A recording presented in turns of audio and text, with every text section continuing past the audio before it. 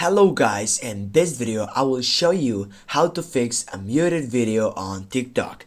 To get up to this point, just type on the create section with the plus icon on the third side and then select a video in which you can upload it from your gallery section.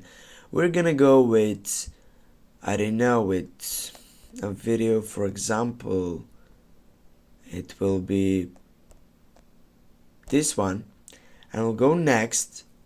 And now what I need to do is that I will just turn on this volume and I will go and add first a song right on my left side, and by taking that song on the thick side, what I'm gonna do next, I will go for volume on my right side, as you can see on the settings side, and I will edit sound. I will go off to go down with a 0 section, and I will go down. Now if I turn on the volume, as you can see, it has getting to a better vision.